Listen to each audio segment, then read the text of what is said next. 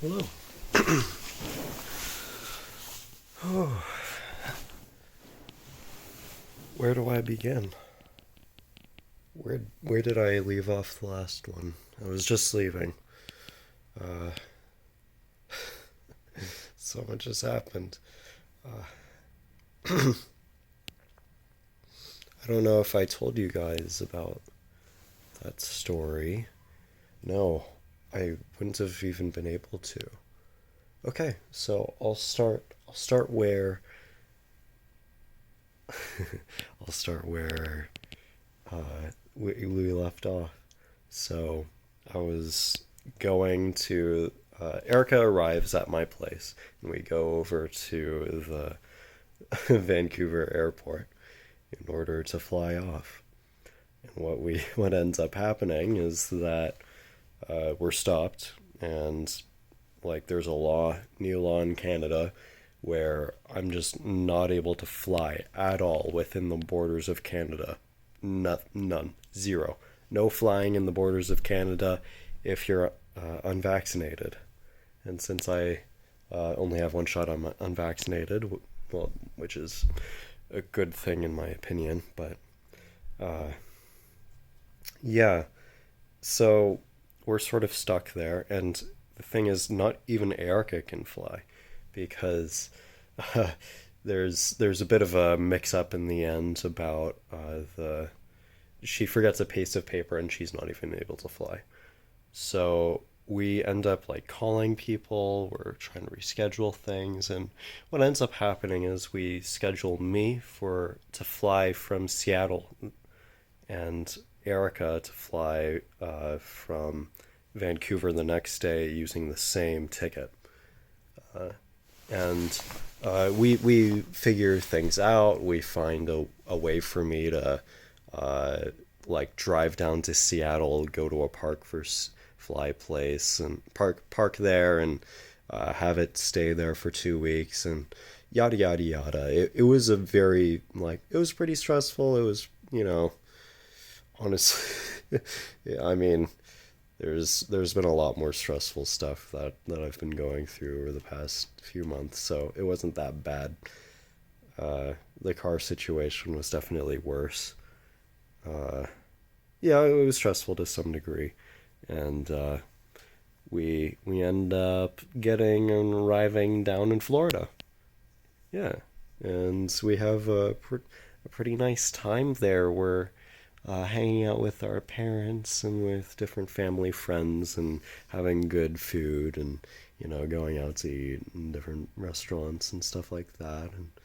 And we end up delaying our Christmas by 2 days because uh, uh, my brother and his wife were supposed to arrive on the 25th, and so we were going to have our Christmas on the 26th, but then their flight was delayed as well, and so they end up flying in on the 26th, and so we have Christmas on the 27th. Yeah, but even still, it was a very good time. In that Christmas, we have our treasure hunt where that my dad sets up, where we go from clue to clue to clue, and at one point, you know, we had joked around for a while about different clues being like hieroglyphics. And at one point, my dad literally has one of the clues written in hieroglyphics. And so we have to translate it from hieroglyphics to, our, the Roman alphabet. And yeah, it was amazing. Uh, we end the treasure hunts and get to the final prize, which is some money for Erica and I, and some AirPods for Daniel, and he's happy about that gift, and Erica and I are happy about ours. But the amount that our parents have already sacrificed and for paying for these flights and everything like that, it's like that was more of the gift rather than the actual Christmas gift. The time we were able to spend together was very healing.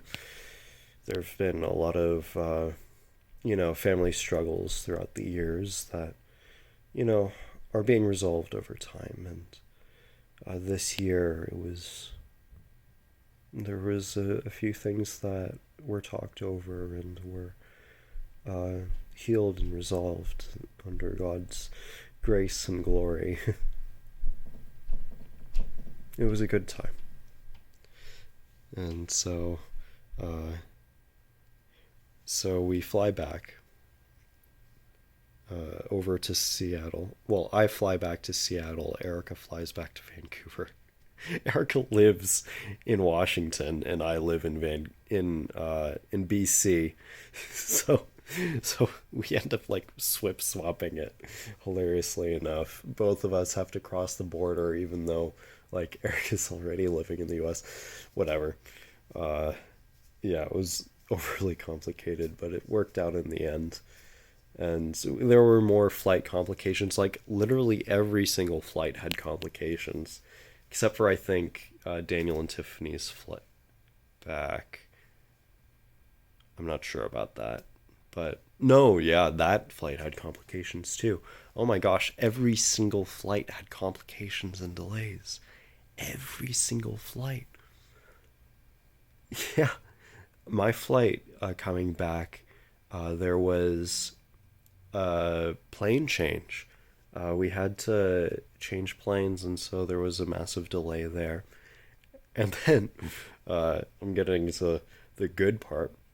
So I was supposed to arrive at my place yesterday. However, I land in Seattle finally, and I'm able to grab my bags and go to the hotel place where I had parked my car, where I'd paid to, leave it parked there. I go to my car, and there is a van that is parked like 4 feet behind my RAV4. So, like my car, I park in the very very far back right corner of this parking lot because it's the only spot that's left. And so there's there's this van that's parked like literally right behind my car, and there's another vehicle that's parked right next to my car as well. So literally there's no way that I can get out without moving the other cars first. So I go in to talk to the hotel manager. They try to figure out if it's one of their cars. They try to see if they have a key for it. Eventually, they learn that it belongs to this one family, and that van had broken down.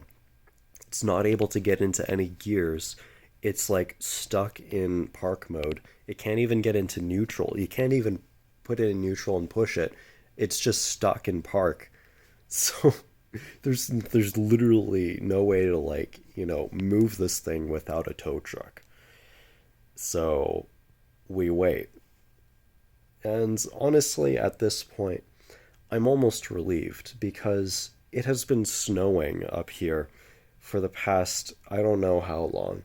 And as I was walking over to the inn, to the hotel, I was actually slipping a lot on the sidewalk. And there was this one hill in particular where I was literally just sliding down the hill just because it was just that slippery. I didn't fall, but I slid a solid 6 feet just standing on my feet. Yeah, it was crazy. And yeah, it was awful, awful conditions. And I really, really wouldn't have wanted to drive in those conditions. And so, well, what ends up happening is the hotel manager is really sorry for the inconvenience, and they end up refunding the entire costs of everything on their side. So for the hotel room and for the parking spot, just refunded. And eventually, around 10 p.m., the family that owns the van just brings their own massive truck and just tows it themselves. So It's dealt with at that point. However, before that, the hotel manager had been like, you know what? Let me get you a room for free. It's on the house. And yeah, you we'll figure this out in the morning. So the border had already closed by this point, effectively, and I wouldn't have been able to cross the border anyways. So yeah, uh, I just sleep the night, and the thing is that this room and the parking was like $300 in total. So that's $300. That's coming back U.S. dollars, may I add. And that's probably more than I would have made normally. That's definitely more than I would have made normally in work. It's a big blessing. And on top of that, when I eventually leave in the morning, the sun's out and it melts all the ice. So I am able to drive and I'm not slipping at all. So I drive to Erica's place off in Linden, Washington, and I stay there for a while. Erica arrives back from work, and we have something to eat. Eventually, a few hours ago, I start driving, and at this point, it's gotten dark because it gets dark at 4 p.m. because it's winter right now. And oh no, it was very, very slippery. However, thank God, Linden, Washington is like, you know, normally a 10-minute drive away from the border. So, very painstakingly and very slowly, I make it to the border. I stay there. Uh, I like, I have groceries in the back. I've got like a bunch of things that I could declare if they ask. They don't even ask. They just talk over COVID stuff and yeah, whatever. I go. So, yeah, no need to get double taxed in that way as well. So, I get back here and uh, thankfully also from Linden, it's there's it's a highway most of the way back. So, sure, it's very slippery conditions. However, I only needed to drive for like roughly 40 minutes in those slippery conditions. Whereas if I had driven all the way from Seattle, it would have been a very long time. And, you know, that parking lot, and it would have been rough, especially after like 12 hours of flying and waking up at 3:30 a.m. Yeah, it wouldn't have worked out very well. So I'm very thankful. Like it that that my experience just now with that goes to show just how much I needed it then. That sleep and the clear conditions for driving from Seattle to Linden. Yeah, God is good. It's very, very, very good. His mercy endures forever. By the way, uh, I do have a cold. It's obviously not COVID, given the fact that we had a little test. I had a COVID test literally like 2 days ago while I had the cold, and yeah, it came back negative. So yeah, yeah. Plus, like my brother had it, so I think I caught it from my brother, and he also got negative. And then like I showed symptoms of that same cold very quickly. So yeah, not COVID. It's just a sore throat. I've actually recovered quite a bit. I caught it like 3 days ago, and yeah, I've been.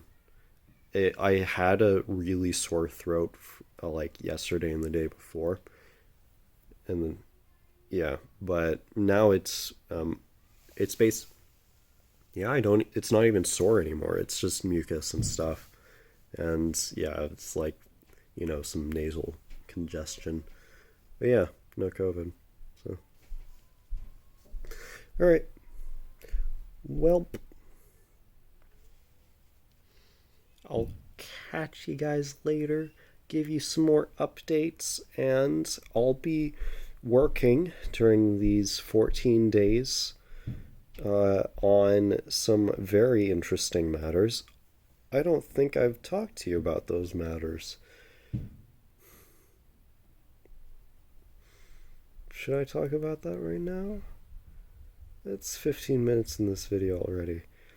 You know what? Unlike the rest of my videos, I'll split it up. So this will just be about my trip and the flight complications and all that stuff. Alright. So, catch you guys later. Bye.